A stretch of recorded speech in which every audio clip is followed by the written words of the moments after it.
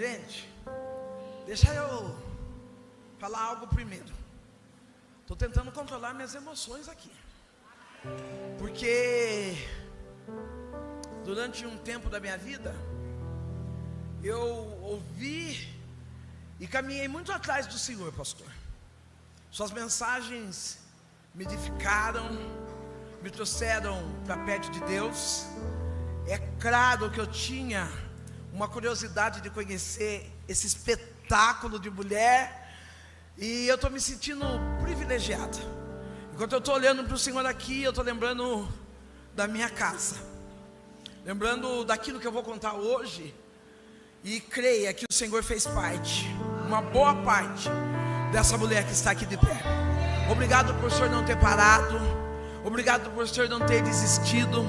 Obrigado, Janice, por você ser essa mulher que nos inspira a ser cada dia melhor. Um dia, nós, vocês que não ouviram, eu ouço todo dia a declaração, porque meu marido é apaixonado por mim. O meu todo dia. Mas um dia, talvez você, mulher solo, viúva, divorciada, solteira, que ainda não teve o privilégio de ouvir uma declaração de amor, que você não se perca procurando relacionamentos tóxicos na sua vida, mas que você espere no Senhor. A palavra que o meu pastor liberou hoje foi essa: você viverá os melhores anos da sua vida. E para poder viver os melhores anos da nossa vida, nós precisamos aprender a esperar em Deus. Aí eu dou uma dica para nós, porque eu estou nesse nicho de mulher solo, que você não é bijuteria da 25 de março, você é joia preciosa do Senhor. Se coloca no teu lugar, para com esse negócio de deixar esse homem amassar você que nem pão feito em casa. Diga para ele: aqui não, eu sou joia rara e eu estou esperando o melhor de Deus que vai vir para mim, amém? Então eu estou grata, eu estou com a minha amiga Marina, eu estou com um dos meus filhos, Douglas, e o Gustavo, todos os filhos emprestados. O original não veio, porque o meu é G5, aquele preto original mesmo. Esses dois aí são G2. Livro de Isaías, o capítulo é o 43 e o verso é o 13. Quero agradecer ao Manuel pelo carinho que teve comigo. E o livro de Isaías diz assim, ainda antes que houvesse... desculpa, já olharam para mim lá em material.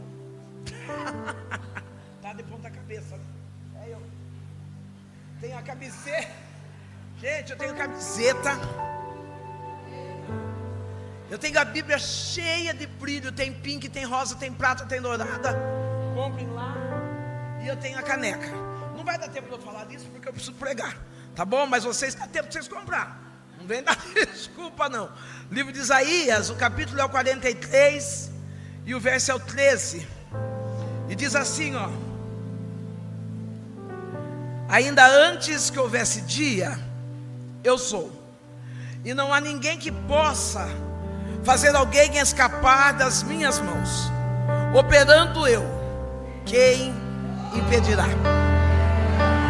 Essa palavra é uma palavra que tem me sustentado ao longo da minha vida, porque quando eu olho para o livro de Isaías, o profeta messiânico, eu observo nessa passagem que tem como epígrafo: só Deus resgata a Israel. Eu começo a olhar um profeta que chega diante de um povo que já tinha vivido momentos bons, mas estavam passando momentos de adversidades. Eu entendo que os momentos de adversidade são momentos para que Deus possa moldar o nosso caráter. Dá uma olhada para o teu irmão e diga: a adversidade é a oportunidade de você moldar o seu caráter. Eu venho de uma família instável, de uma família que,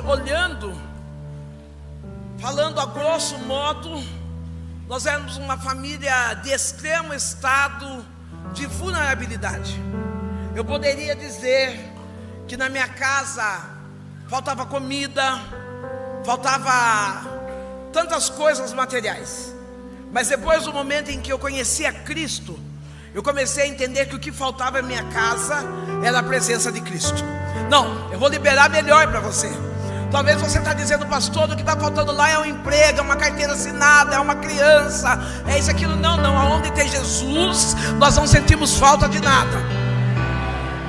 Naquela casa de estado vulnerável material, a primeira casa que eu moro quando criança é uma casa com 7 casas no mesmo quintal.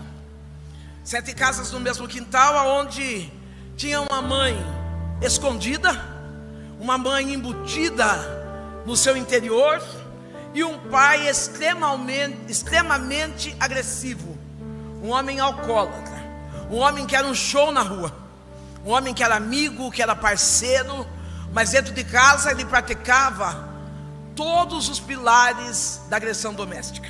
Um homem que trazia palavras de baixo escalão, um homem que adulterava no leito de dentro da própria casa. Eu tenho algumas cenas do meu pai registradas na minha memória, mas não como dor, só para testemunho mesmo. Meu pai, ele tinha o hábito de fazer xixi dentro da jarra e colocar na geladeira, para que nós viéssemos beber e tomar como se fosse suco. Eu lembro num aniversário da minha mãe, numa data específica, a minha mãe tão ansiosa, trabalhando, ela estava trabalhando de empregada doméstica, e ela tão feliz com aquele emprego. A patroa dela chega em casa com uma travessa mais ou menos desse tamanho de lasanha. O meu pai, com raiva da minha mãe, pega aquela lasanha e evacua em cima da lasanha. Eu lembro do meu pai batendo na minha mãe com panela de pressão. Eu lembro minha mãe tirando faca para o meu pai. E algo que me registrou muito, que nos finais de semana, o meu pai ia na porta do bar, ficava bebendo e me levava na feira, para que ali na feira eu aproveitasse e coletasse aquilo que sobrava, para nós levarmos como mistura da nossa casa. Os legumes se tornavam mistura da nossa casa. Interessante que eu achei que eu tinha superado, mas agora esses dias da campanha, estava eu, meu pastor, um povo andando, eu vi uns legumes no chão, eu abaixei para catar, eu falei, epa, ali eu não posso voltar mais. Tem coisas que são registradas dentro de nós, que nós precisamos decidir, nesse lugar eu não quero voltar nunca mais. Não, eu não sei quais foram as correntes do passado que tentaram te aprisionar, mas nessa noite eu vim para dizer que o Deus de resgate já está passando por aqui, e Ele está dizendo, esse lugar de dor, nunca mais. Eu lembro que em casa, eu falo esgoto, mas eu não tenho certeza se era esgoto ou se era fossa, porque eu era criança. Mas eu lembro que um amigo do meu pai teve um entupimento naquele quintal das 7 casas, e foi necessário abrir uma vala, e a vala foi dentro da cozinha da minha casa. Pastor, eu abro um parênteses, pastor Eduardo, se eu estou enxergando bem, o patriarca está aqui e o Tiago, se eu estou enxergando bem, senhor... Obrigado. Quando aquele homem, um amigo do meu pai, vem, e naquela casa, naquele quintal onde existem 7 casas, aquele homem abre uma vala. Eu não sei se o nome é fossa ou era esgoto na época, mas eu sei que o homem abre uma vala para que pudesse desentupir, para sair a sujeira de banheiro, de cozinha. E aquele homem não voltou para tapar. A minha mãe, às vezes ela colocava um papelão no chão, mas eu lembro que um dia muito ruim, eu estava sentada almoçando para ir para a escola, e o que tinha de comida na minha casa era arroz com arroz. Eu olho para aquela vala e eu vejo fezes com um vestígio de carne e de cenoura. Eu começo a chorar e eu digo, mãe, esse cocô não é nosso, porque nós não comemos carne e nem cenoura. Eu sei o que é ser pobre, eu sei o que é viver mendigando afetos e coisas materiais. Eu sei o que é andar pela rua invisível pela sociedade. No meio dessas dores, eu comecei a minha alfabetização. Eu chegava em casa com os meus desenhos e eu dizia, mãe, pai, olha o que eu fiz hoje na escola. O meu pai e minha mãe diziam, como você é falante, como você não para quieta. Oh, querido, eu não sei qual é o cargo, a função que você ocupa nesse ministério, Mas eu quero dizer que o primeiro ministério se chama família. Não, você pode pregar bem, você pode orar bem, você pode até ser uma boa professora, mas se você for um fracasso na sua casa, você não tem nenhum ministério. A minha mãe envolvida nas dores da vida, meu pai fechado no alcoolismo, e eu, quando chegava para apresentar os meus desenhos escolares, os meus pais diziam: não tenho tempo. Eu lembro que um dia eu voltando, um amigo, um conhecido do meu pai, da minha mãe, frequentador da minha casa, ele tinha um mercado naquele bairro onde nós morávamos, e eu voltando de casa com o papel na mão, com os meus desenhos, brincando sozinha, aquele homem para e fala: oi, Sandra. Eu falei: oi. E ele falou: você fez um desenho? Eu falei: eu fiz. Ele falou: deixa eu ver. E eu mostrei o desenho para ele. Quando eu mostrei o desenho para aquele homem, ele falou: como você desenha bem, como você é inteligente. Eu percebi que na minha infância eu precisava de palavra de afirmação. A linguagem de amor era a palavra de afirmação. Tá, eu vou ficar mais perto. Ok, obrigado. O senhor é mais lindo de perto do que pela televisão.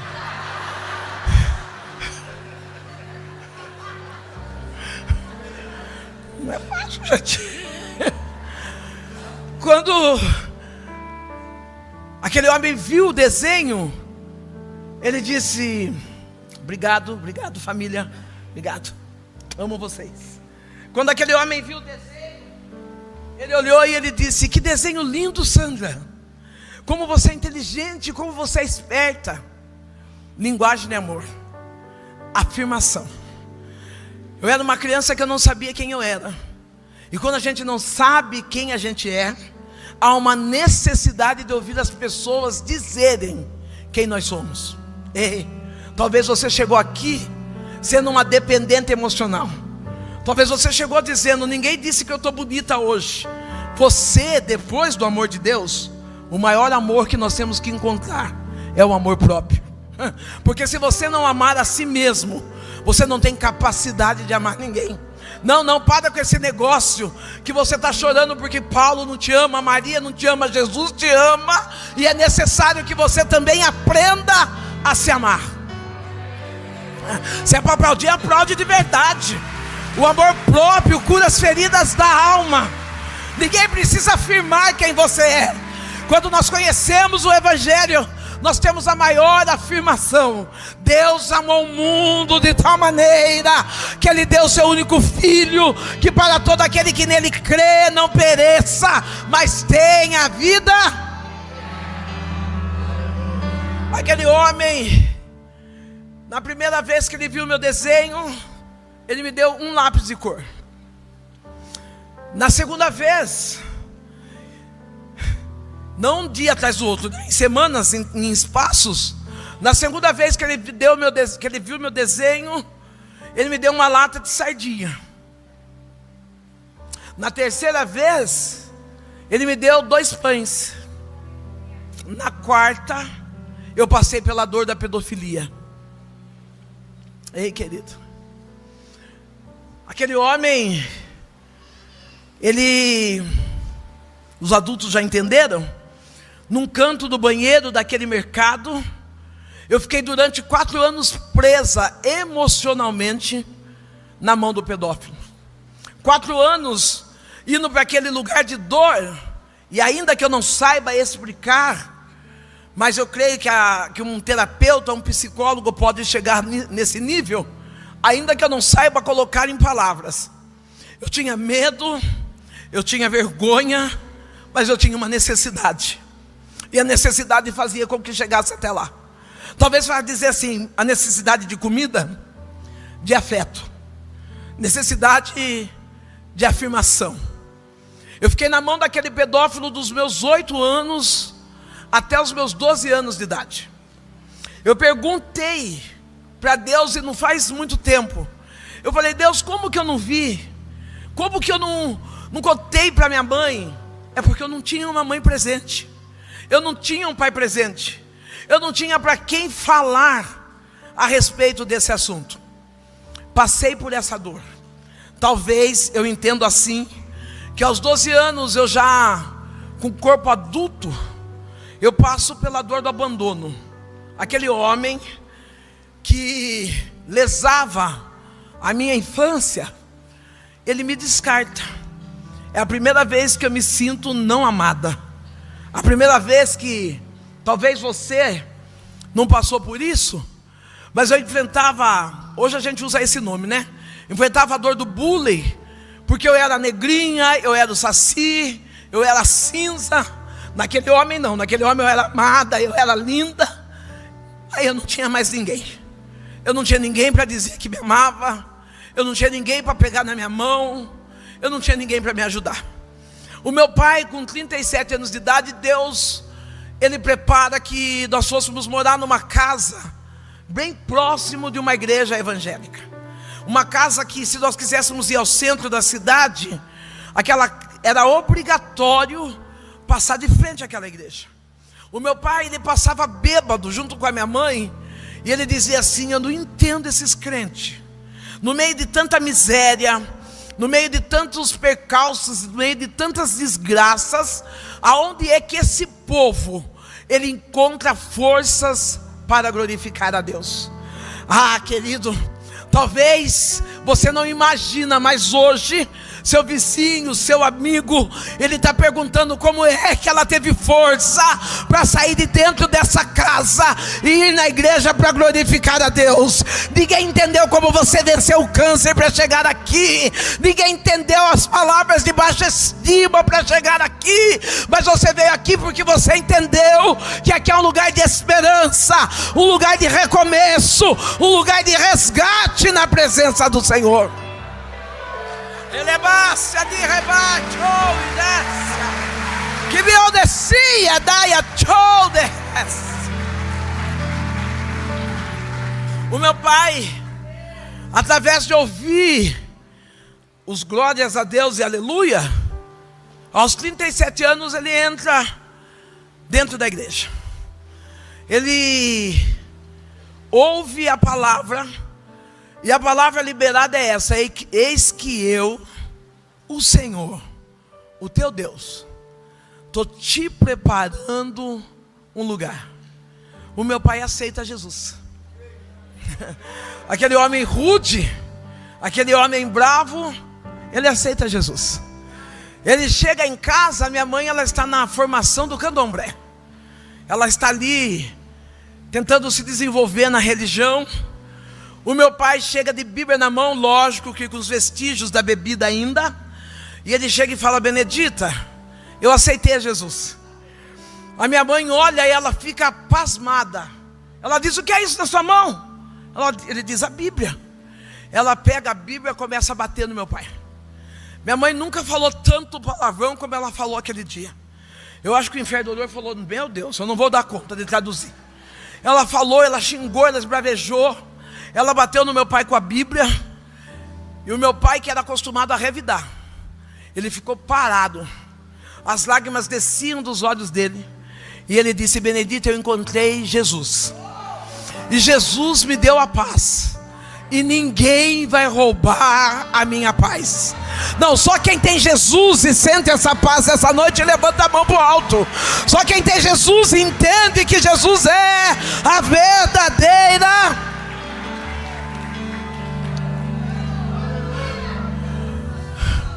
Ele amou daqui, achou. Ele baixou daqui, raceia. Ele viu de face. O meu pai olhando para minha mãe, a minha mãe diz assim: bom, então já que Jesus é sua paz e Ele está te preparando um lugar, você vai embora.